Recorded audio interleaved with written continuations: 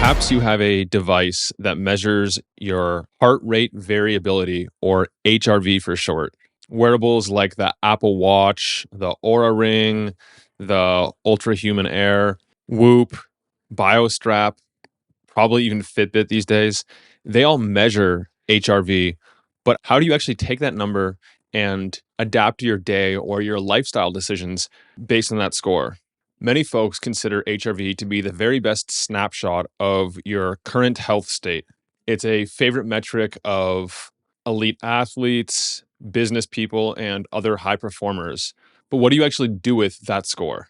In this episode, we'll break down all of the factors that increase and decrease your score, the different devices that capture it, the significance of working on your HRV, how to know if your current score is good or could use some work, the paradoxical response where a dramatic spike, an increase of your HRV might actually be a bad sign, common mistakes people make when tracking and utilizing their HRV data, how to use it to potentially discover food intolerances, how your current score might be influenced by alcoholic drinks you had more than a day ago, and a general landscape to help you better understand stress and recovery.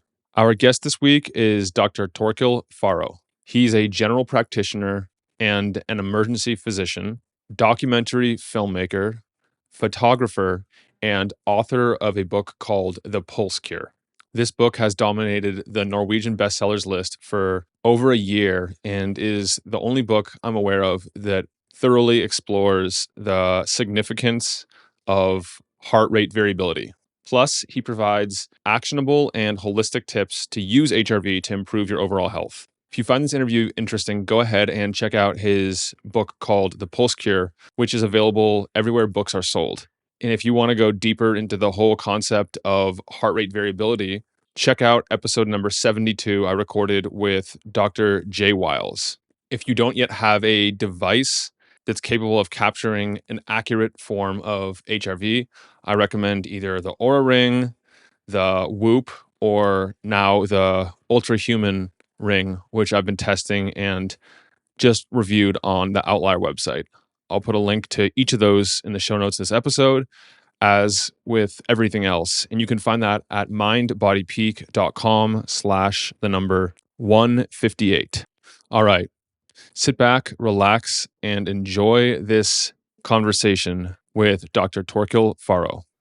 Torkil, welcome to the Mind Body Peak Performance Podcast. Thank you. So nice to be here. So I've been listening to more of your podcasts, and I've actually listened to one also before I knew I was coming on the podcast, when the one with the Jay Wiles and on HRV. So that would be a good primer on all the things we're going to discuss today, so people can go back and check that out.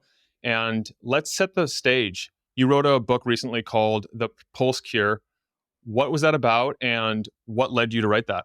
Yeah, The Pulse Cure is about how to use your heart rate and heart rate variability measured by devices such as Garmin watches and Aura rings and Whoop bands and so on to navigate in your lifestyle, to do the right things, both for wellness in the moment, but also for longevity. And so I've been using that for 5 years, different devices, and tracking my health. So because I used to do everything wrong, even as a doctor, I used to weigh 40 pounds more than I do today. Used to not care about what I was eating or sleeping, or I think we as doctors didn't have the insight into how much lifestyle, how important it is for our health and longevity. So, yeah, about 5 years ago, if you said HRV, people would think a model of Honda car. And more recently, thanks to devices like Aura, Whoop, now Apple Watch, they've started to demystify this biomarker. And we'll talk a lot about what this is and how it's a window into your readiness, your recovery, your performance, all these things in a minute. But before we go on to that, what are the unusual non-negotiables you've done so far today for your health, your performance, and your bioharmony? I've been taking care of sleeping well. So setting aside 8 hours for sleep. I've been doing a cold shower for 2 minutes. So, and also in the course of the day, I often do breath exercises. So I take care to slow my breath down. And particularly, I just had a lecture here on the pulse cure. And then I do some breathing exercises before that to calm the nerves. I'm not so nervous anymore. Now it's probably the 100th lecture, since the book came out last year in Norway. The book has been such a tremendous success. It's been on the bestseller list now for 67 weeks. So it has been a stressful year where I've been forced to use all the tricks in my own book to navigate my nervous system. Yeah, well, like I was going to say, you should be well equipped having written that book and doing a deep dive into the research and application of all of these like nervous system tips and tricks and biohacks, if you will. But let's start with a primer. For people who haven't heard of heart rate variability or even the nervous system, what is this and why does it matter? Yeah, first I must say that it's not so strange if they haven't heard it, because even me as a doctor hadn't heard about it until 5 years ago, where I read the book The Body Keeps the Score by Bessel van der Kolk and understood the value of HRV and heart rate variability. And heart rate variability is a bit different from heart rate that, we are used to be thinking about heart rate. Is it 60 beats per minute or 80 or 100 or whatever? But heart rate variability is a more accurate measure of the state of our autonomic nervous system and also our physiology in general. And it's kind of looking at the heart rate with a magnifying glass. And what makes it more accurate is that the variation between the heartbeats will vary across according to the stress on our system. So if I'm in a relaxed state, then when I breathe in, the heart rate will go up a little bit, measured in milliseconds. And when I breathe out and there's less oxygen in the lungs, the heart, relaxes just a little bit, but also measured in milliseconds. So it will go up and down like waves on the ocean. But if I'm stressed, for whatever reason, whether I've eaten the wrong kind of food or exercised too much or slept too little or lots of other reasons, then the heart will beat very steadily like a clock. And then it will be a low HRV, a low variability between the heartbeats. So a high HRV is good. With a high variation, it will show that you have good access to your vagus nerve and your restitution. And then if you are stressed, it will beat very steadily, and that is a low HRV. That is stressful on your system, which is not good or bad in itself, but it's important to know this the stress on your system.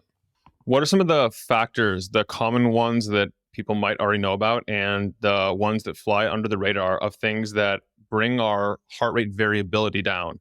Yes, I think if you ask anybody on the street if you are stressed, they will answer according to if they have had a life incident, if they have trouble at home, they're quarreling with their husband or wife, or their kids have a problem. Maybe it's just not enough hours in the day to make it, there's too much to do in the 24 hours.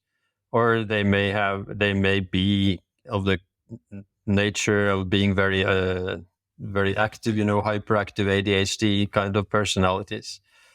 And that's okay. It will show in the devices. But what gets under the radar is often nutrition, how much you eat, the wrong kind of foods. If you eat too late in the evening, it will affect your night.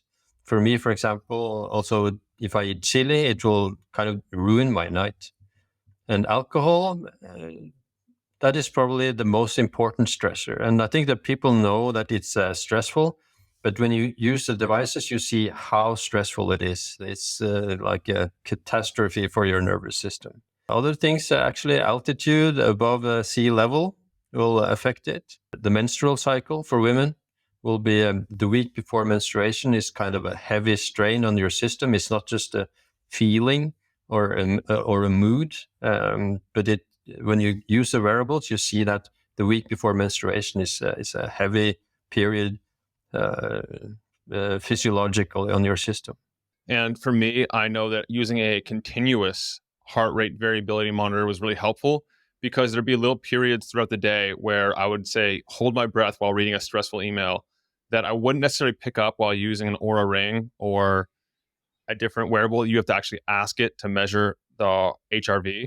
But when I had this continuous device, I could say, oh, that's weird. I had a drop. My heart rate variability dropped a lot at 12:30. What was I doing? Oh, I was checking email. Oh, I was responding to that angry email.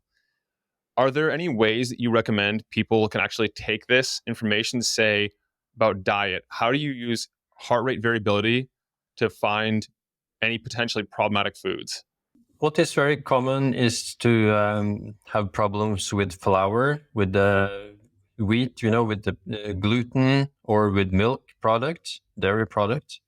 And then you will see that if you have a meal that does not contain any of that and your stress level is lower, then you can think that this is the source. So then you will just check out, and find out that drinking milk, eating cheese, bread or whatever, that will stress your system. And particularly then if you eat it late at night, and it can stress you into the night.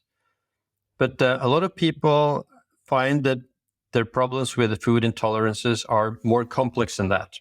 So if you find out that there is some stress on your system, you have done everything in the book to try to mitigate that, but there's still stress, then you should take a food intolerance test.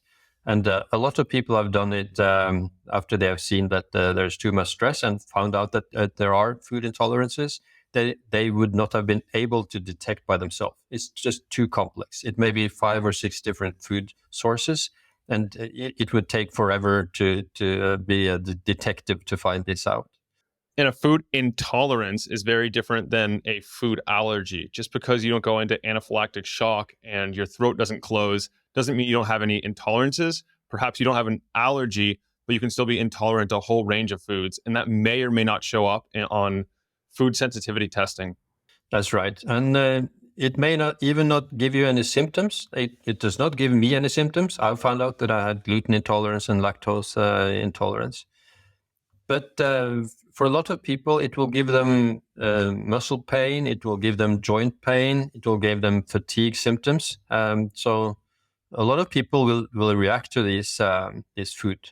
In some people, they don't react to it initially, like immediately after the meal. What makes it so complicated is it can be multiple hours, or even in certain cases, up to 72 hours after the meal to contain that food until you exhibit any kind of symptoms. Absolutely. And that makes it very difficult if you get up in the morning and you feel a bit groggy, and then you would not think, or I did not think about this earlier before I had this device, is that the meal you had maybe 5 o'clock the day before is the cause of this.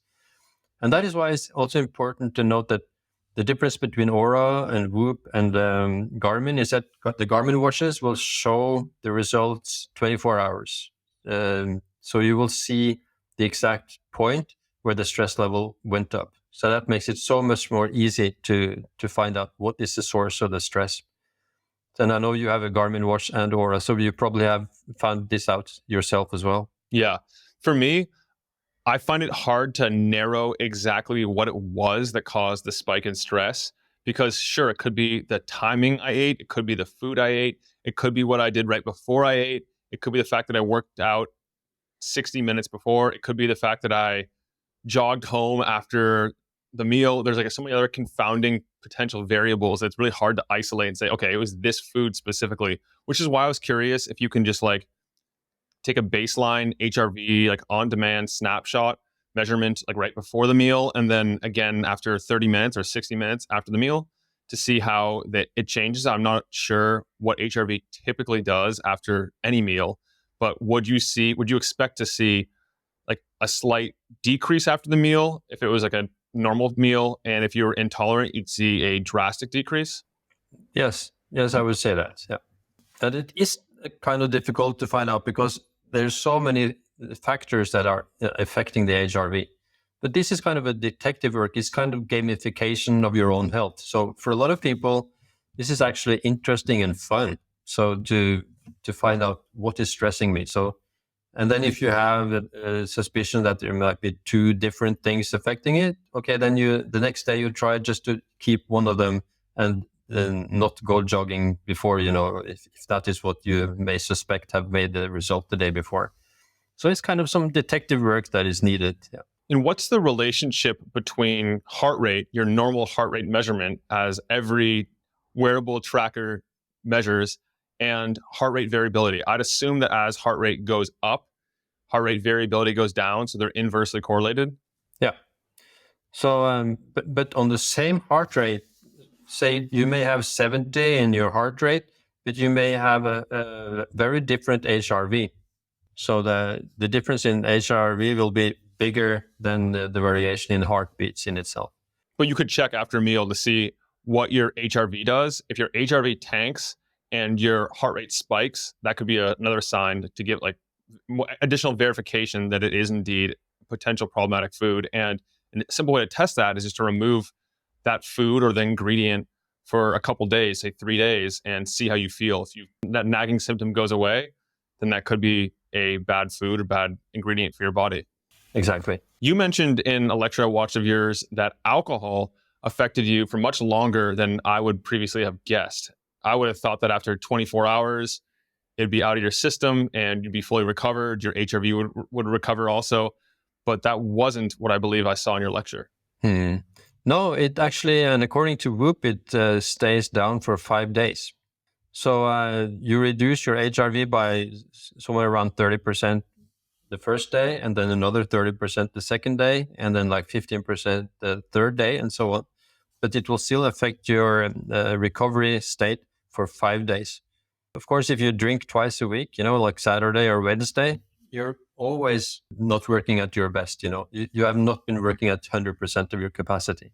Let me get this straight. So after you drink that night, your HRV drops, say 30%, and then the next night, your HRV drops that same 30%. It's 30% of the loss in recovery is the first day, and then 30% of it the second day.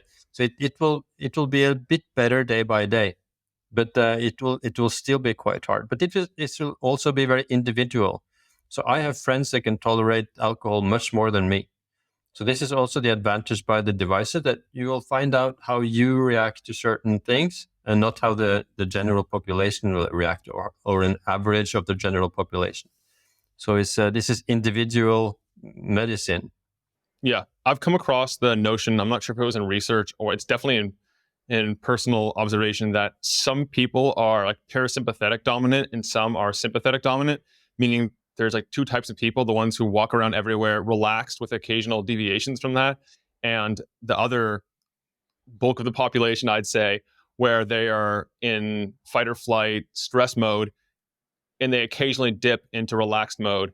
And when you look at HRV numbers, you'll often see some people have very low numbers on average, and other people seem to be completely flipped. They have like scores of over 100 milliseconds, which is very high. So is it purely a genetic component, or are there other things involved in that? It's supposed to be a 30% genetic component to it. So it will be a variation according to the genetics, but most of it is lifestyle. And you can see it because a lot of these high-stressed, high-strung people that has a big capacity for work, and production, they are running at high speed all the time. And they often end up in a fatigue situation, unfortunately.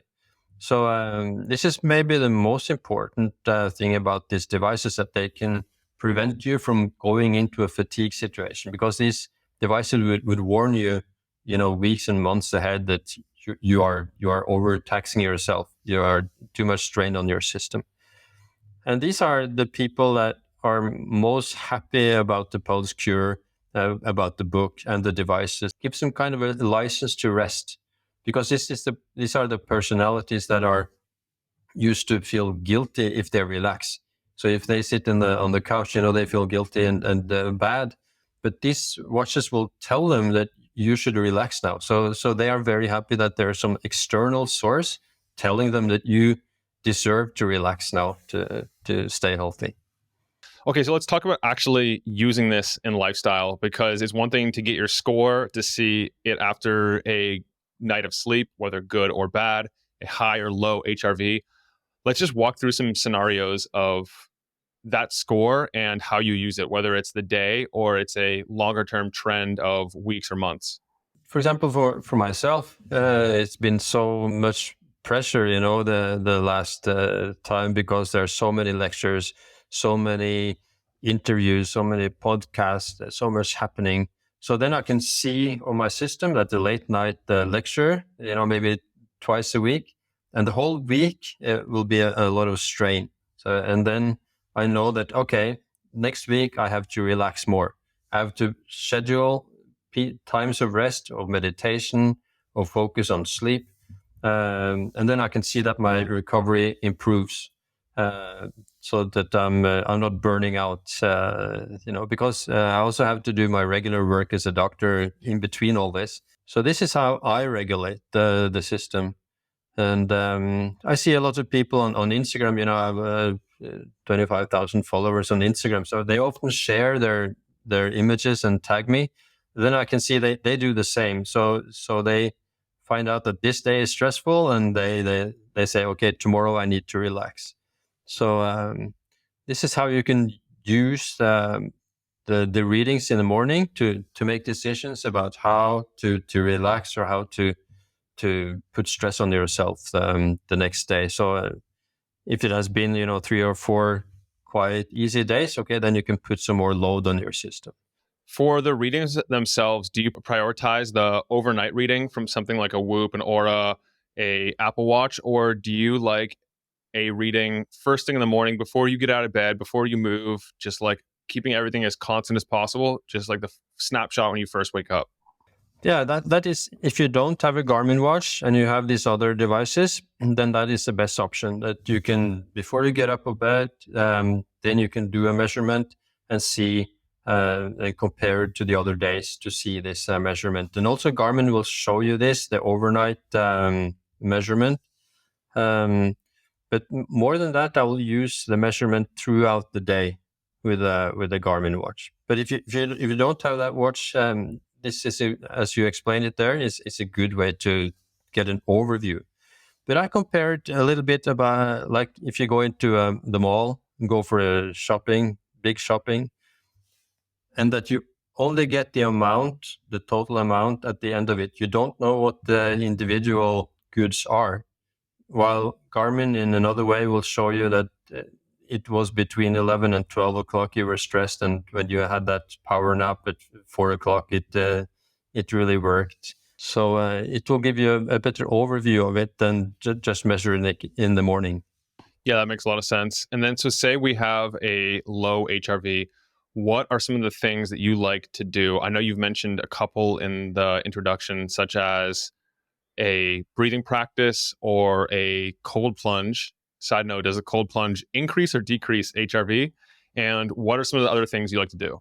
Yes, I would take a cold shower, 2 minutes. If I'm by the sea, I may take a cold plunge. That is more effective.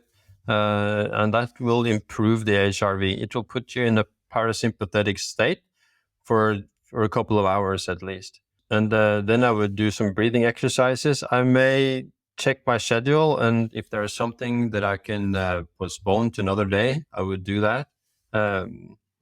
Maybe I had scheduled to go for a run, and then I would, skip that and may do a meditation instead.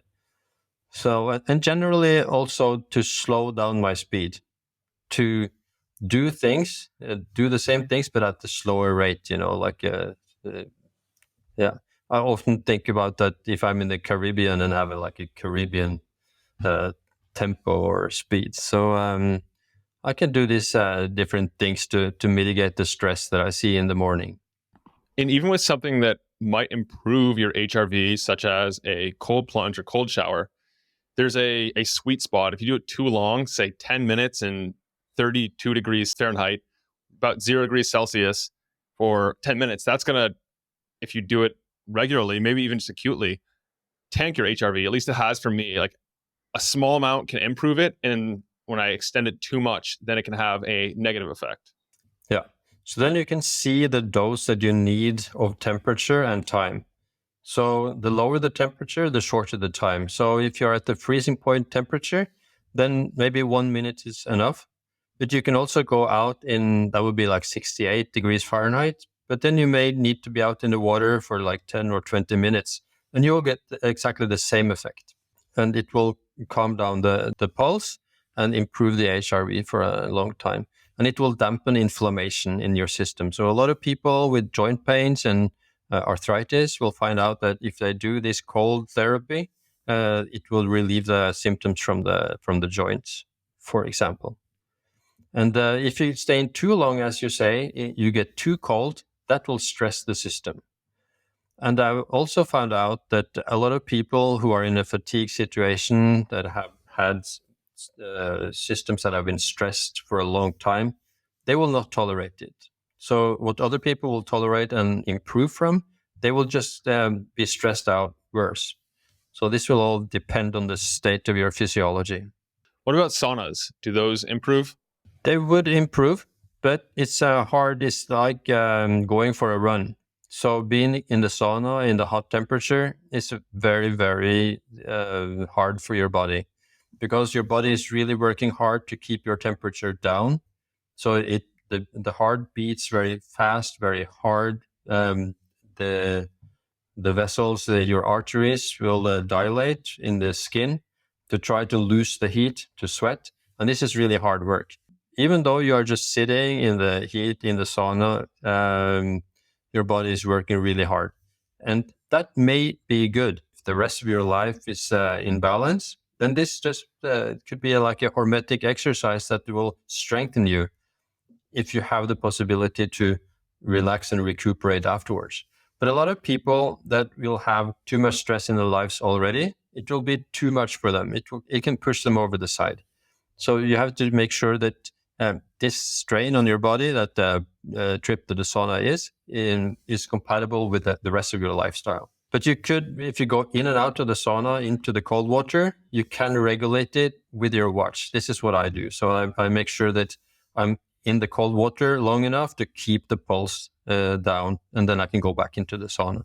So contrast therapy of flipping between cold and hot is probably better than just using the sauna in terms of HRV, like stability and modulation and improvement.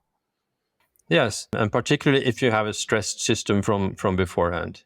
Are there any technologies or gadgets or devices you like for improving HRV? Yes, I actually use for meditation. I use a band, a neurofeedback band called Muse 2. You may have heard of it. So they will read my brain waves.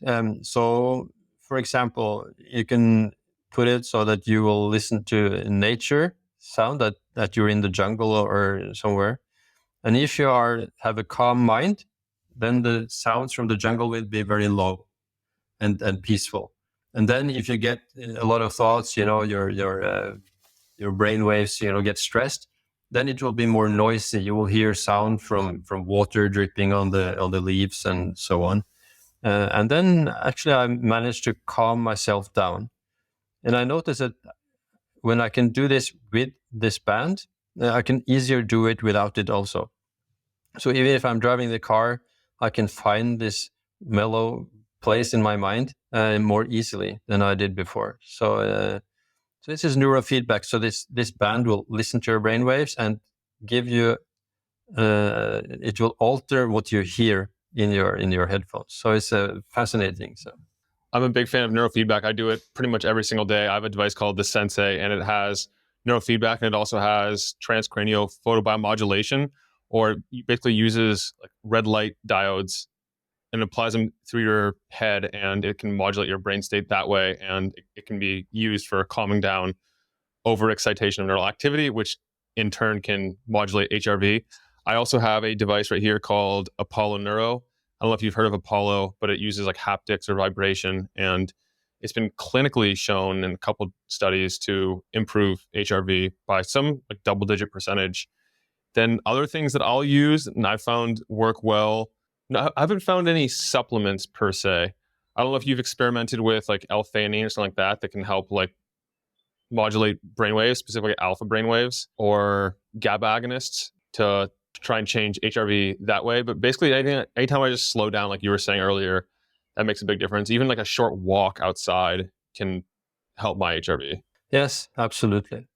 And also, when you're talking about supplements, that I haven't tested out whether supplements improve it, but I've seen that lack of supplements, like vitamin B12 or D vitamin or iron, will worsen it, so that you can see that there's a deficiency. And then when you get the supplements, your heart rate variability goes back to normal. The interesting thing is that even with this technology and these devices, they show that the ancient lifestyle, and you're in India.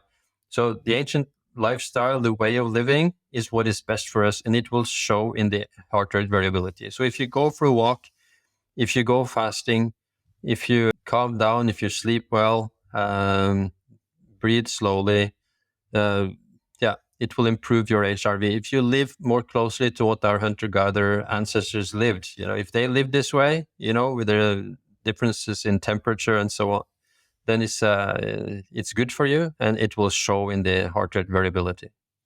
Before we go into that, on fasting specifically, the one supplement ingredient I found that actually improves HRV, there's even a product that's based on it called, I think it's HRV mode, is like a full spectrum hemp product that has the whole range of cannabinoids in it. And I find that like my HRV spikes whenever I use that at night. I don't like it during the daytime, but for me, a good like heavy dose of it at night, it's non-psychoactive and it helps sleep and HRV. Okay, that would be interesting. I would like to check that out. Yeah. Yeah, absolutely. Okay, and then fasting. You said that fasting improves HRV. I know I've done it before. Maybe it was too long, too extreme of a fast, but my HRV declines when I fast for, I think it's like over 24 hours. For me, it's the opposite. So if I fast, then my HRV will get better. So I've done some fasting mimicking diets. For 5 days, you eat 700 calories to 1,000 calories. And then my HRV improves, and my stress level is really low. And I found out this by accident, that it would affect the HRV, because I was skipping breakfast at some point. Then I would expect, because it's uncomfortable to see stress on my system. But when I checked the readings from the devices, then I saw that it was really calming down the system and improving the HRV, which is probably why all religions have had fasting as a way of sharpening their minds, and improving their health. So the best way to get energy may not be to eat something with energy, like the food industry would want us to do, but it would actually be not eating and staying 1 or 2 days with very low calorie. Very interesting, because when you fast, that's when you create a surge of natural catecholamine release, such as cortisol and epinephrine and norepinephrine and everything. And so you'd think, since those are literally called the stress hormones, that would increase your biological stress and would decrease your HRV.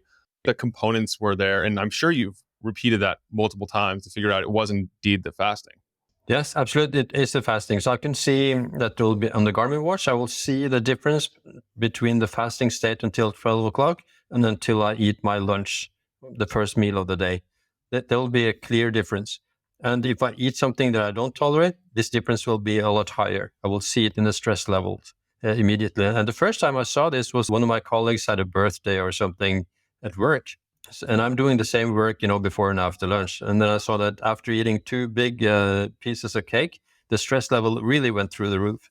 And I could not believe my eyes, because I had never thought of the fact that food could stress you. It was an idea that I did not have. And I even asked I have some nutritionist friends, and I asked them, they had never heard about it. And obviously, in nutrition, they don't teach HRV according to food. It's not the subject or something that they are aware of.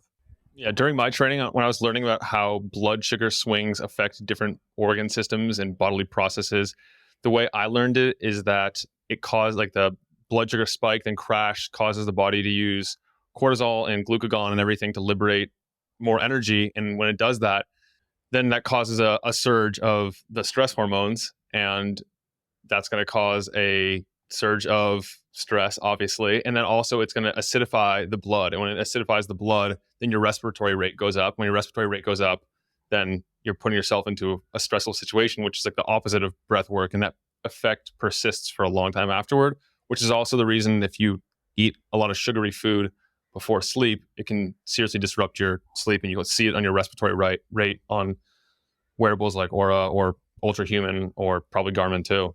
Yeah, and particularly if it's ultra processed food and not just sugar, but sugar in combination with different emulsifiers and so on in ultra processed food, it's even worse. And the problem is that this food will give us a dopamine kick, so you will feel good. It will kind of hijack your dopamine system, so you will feel better, but they will still make your stress level worse, and then you will feel worse, and then you will feel the need to have this dopamine kick again. And this is why a lot of people get this roller coaster rides of high and low blood sugar, which stresses them. Yeah. One thing I also notice when I fast is that oftentimes my HRV will be great until about the 24-hour mark, and then it'll dip. And if I continue on, say a 3-day water fast, at some point my HRV rebounds and it spikes way up, and it stays up for a while. And I know that also, like, when I overtrain, I push myself really hard. I do like a grueling double workout in a day. And even sometimes if I don't sleep well after a night, I'll have like a paradoxical, like hyper compensation, where instead of my HRV dropping, it seems to spike way up, like doubling what it usually is, sometimes even tripling. Have you heard of that? Yes, I've done that. So this hypercompensation often comes after put a big load on your system. So it will compensate by being very good, like you experienced there. That could be after, a trip to the mountains, or after you had alcohol for a couple of days, and then it can hypercompensate. Or if you had bad sleep for 2 or 3 days, it can also be a hypercompensation in the day after that.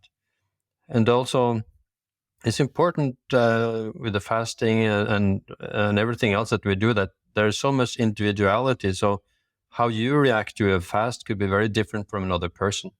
So, and this is what is so interesting, because usually as doctors, we relate to the averages of a big survey, a research maybe of 1,000 people, and you get the average. But what you get here is how you would react, and not just the average of a lot of people, because the variation is often so big. So how you and I would react to exactly the same fasting would be different. Yeah, and it makes me think that when you're trying to actually interpret and use HRV data, some of the important things to note are, first of all, biological differences. Where your baseline is going to be very different than the next person. And so just because they're at 100 and they post it on social media doesn't mean that you're losing, you have a bad HRV if yours is 60 and that's your baseline is actually like a 40 and you're above and you're at a 60. That could be the same as their 100, or it could even be better than their 100, because it's all about like the individual score.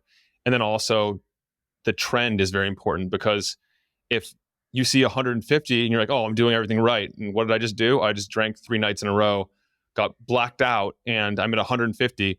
That's probably not a behavior you want to repeat. That's probably like silent your body's saying, like throwing in the towel and trying really hard to recover from that. So having like the context there is really important to make sure that we're doing the right thing.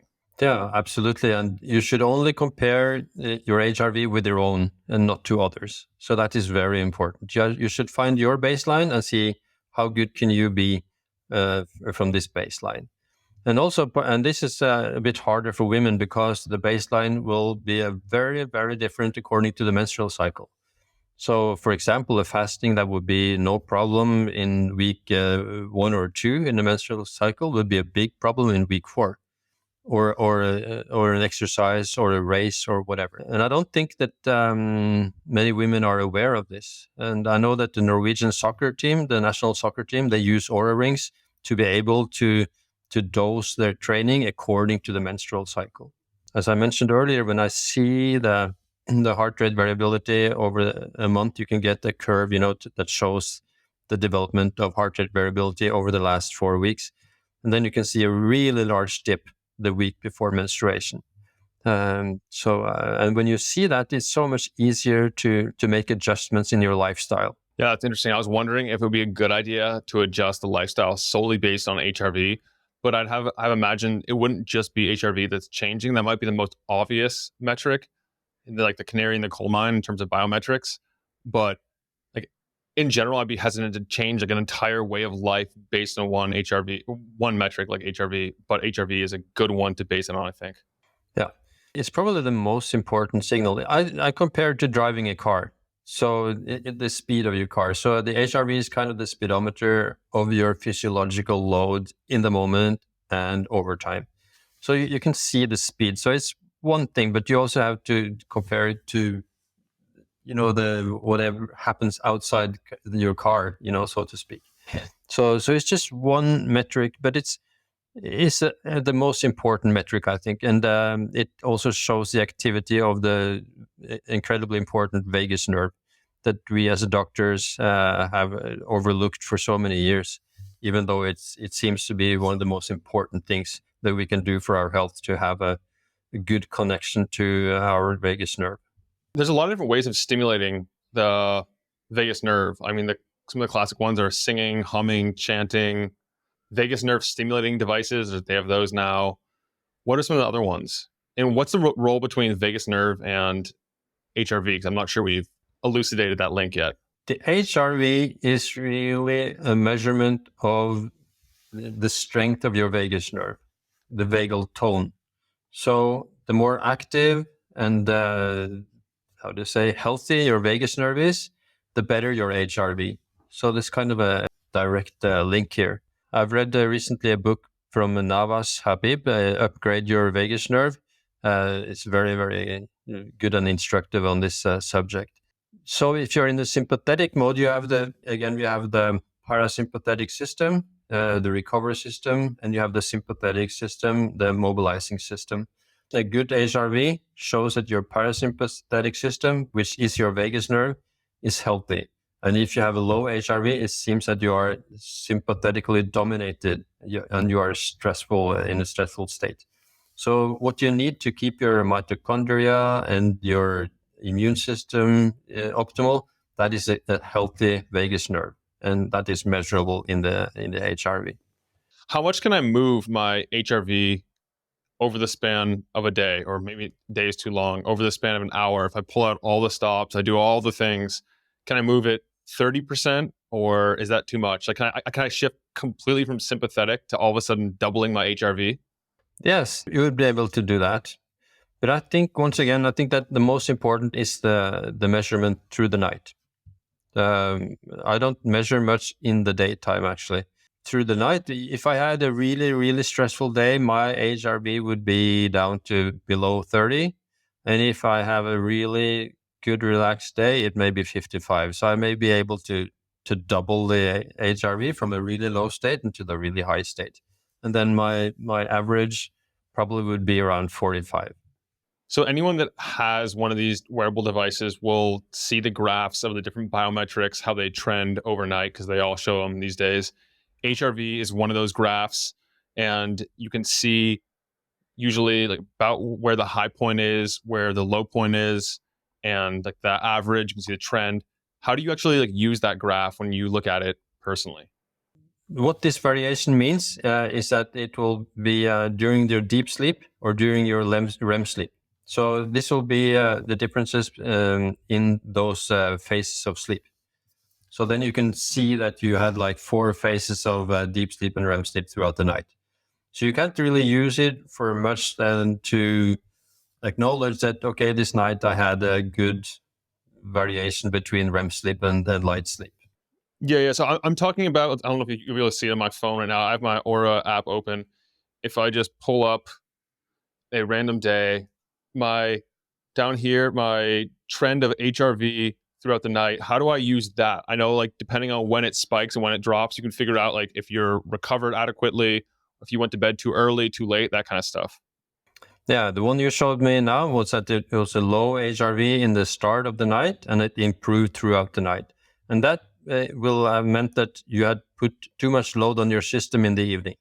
So it may be a late meal or a late stress, a late social meeting or whatever that kept your pulse rate high into the night. But it's a good stress. We are, and that is very important. We have to stress. We have to put loads on our system to grow stronger. So the biggest fear of writing the pulse cure was that people would be scared of stress. But they shouldn't be. They should be happy to stress and put loads on their system. They just need to be aware to compensate for the stress by relaxing enough. And that is, of course, so much easier when you have these devices that can tell you whether you have relaxed enough or not.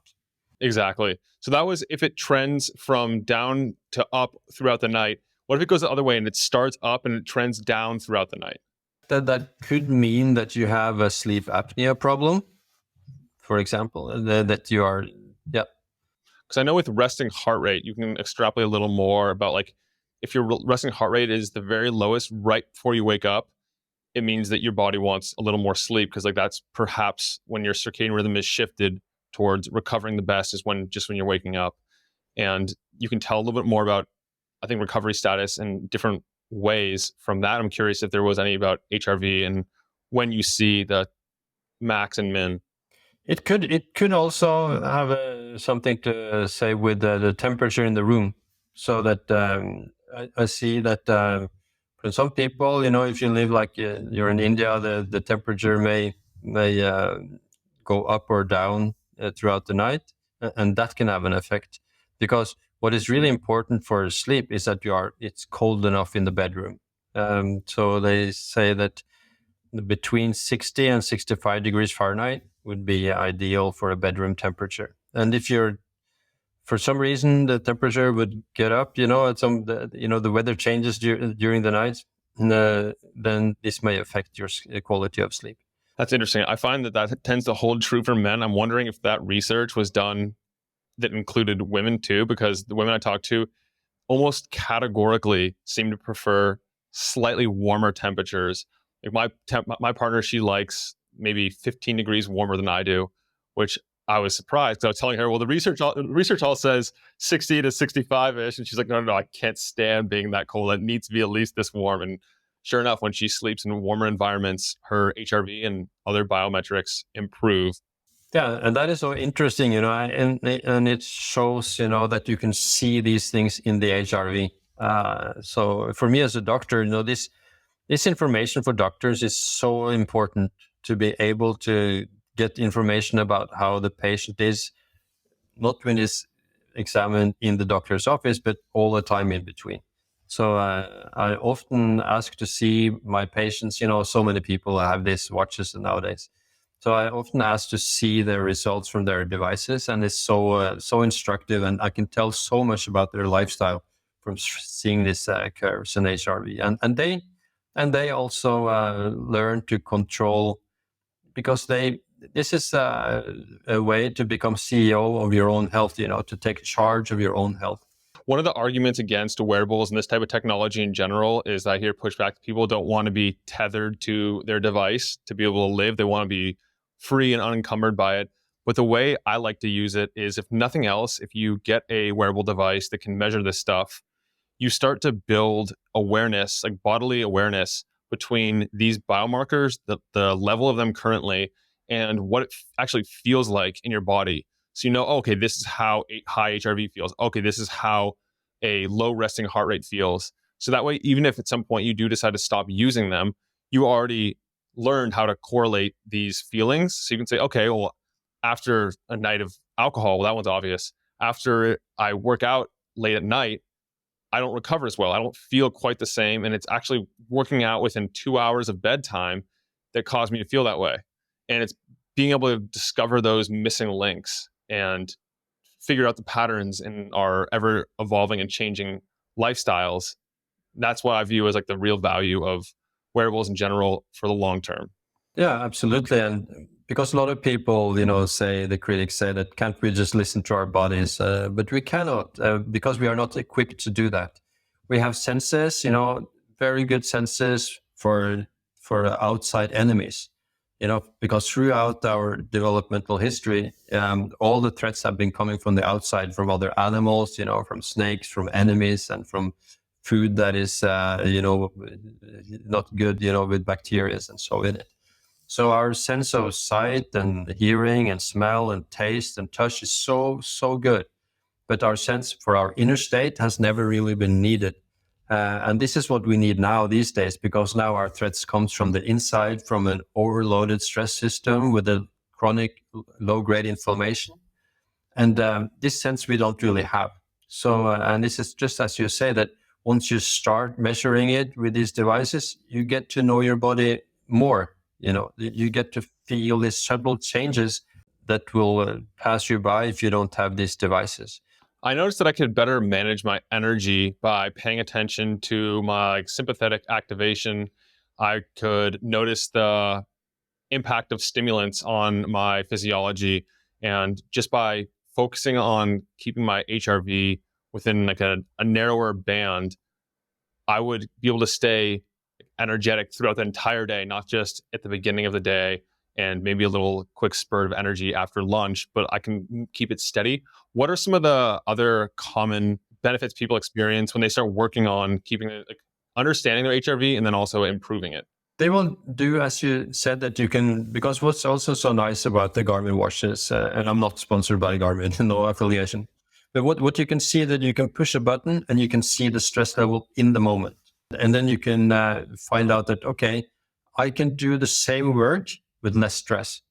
I can do exactly the same as I do now, but if I breathe more slowly and take it more easy, I can do more during the day because the stress will not wear me out as fast.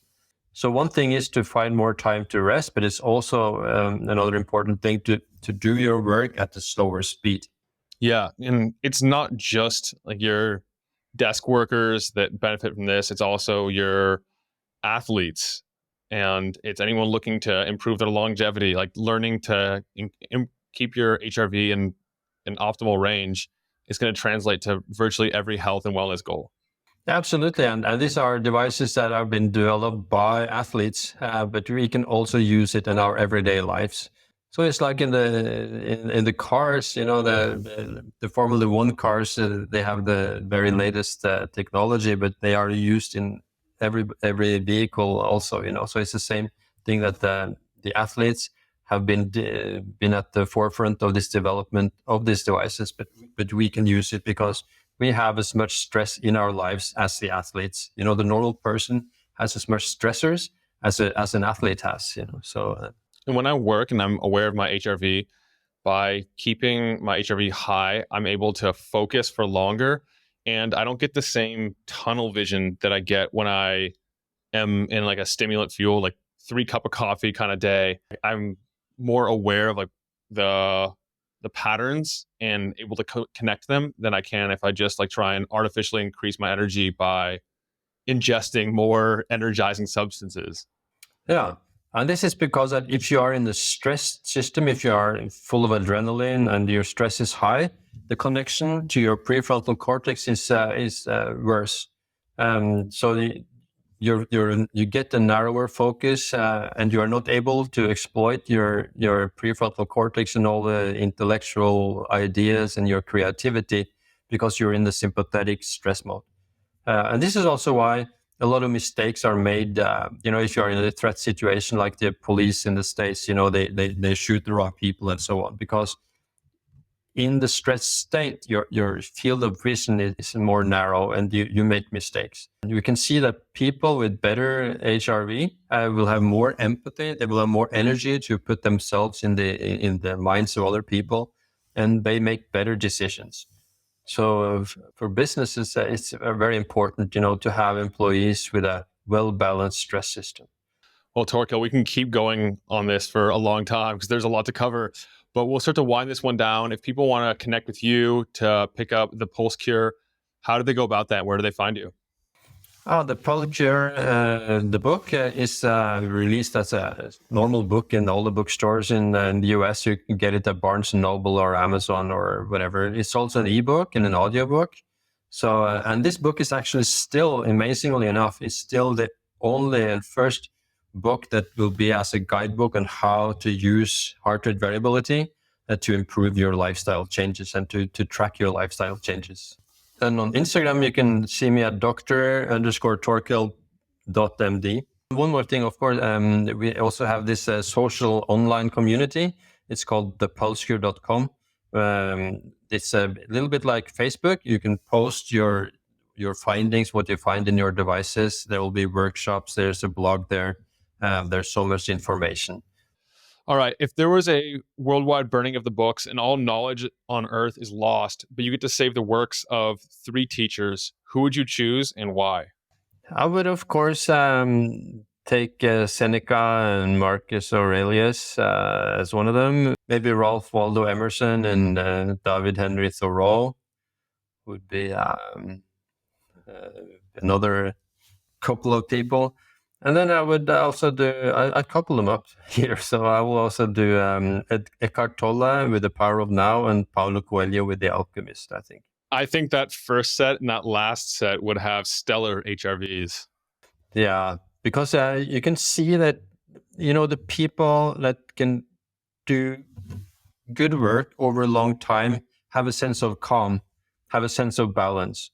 So you can produce a lot with a high speed, for a short time, but to last the whole lifetime of production, then you need a calm nervous system. In addition to being able to perform, but you need both. Awesome. What's one thing the Pulse Cure tribe does not know about you? No, they may not know that I have sailed halfway around the world with my family. We were sailing in our own catamaran from Greece to the French Polynesia, before COVID put a stop on the trip. So that has been the one of the big adventures of my life, and to be able to share, the real world with my children, not just observing the world through screens. Like, of course, we all do so much of the time, but to be out there, feel the wind, feel the waves, see Galapagos, pass through the Panama Canal, see the corals underwater, and yeah. So that's something that they don't know, but now they know. All right. We'll wrap it up with this one. If people have made it this far, how would you like them to leave our episode today? I would like to leave them with the knowledge that you can really change and take charge of your health. You don't have to wait until you get sick and be in the hands of the doctor and the healthcare system. You can improve your chances of well-being in the moment and of longevity. And all the measurements, all the things you have to do to achieve that are free. Nature, sleep, movement, water, pure food, whole foods, meditation, breathing exercises, cold water. All these things are free, and it's enough to keep you healthy. Hear, hear. Well, Dr. Torkil Færø, thank you for joining me on the podcast today. It's been a pleasure chatting with you, discussing all things HRV, what we can do about it, stress, and so much more. And if you guys want to learn more, I suggest you pick up his book, The Pulse Cure. It's available everywhere books are sold. And check out his tribe online. All the links to the things we discuss will be in the show notes of this episode. And until next time, be an outlier. I hope that this has been helpful for you. If you enjoyed it, subscribe and hit the thumbs up. I love knowing who's in the 1% committed to reaching their full potential. Comment 1% below so that I know who you are. For all the resources and links, meet me on my website at mindbodypeak.com. I appreciate you and look forward to connecting with you. As a reminder, the information depicted in this video is for information purposes only. Please consult your primary healthcare professional before making any lifestyle changes.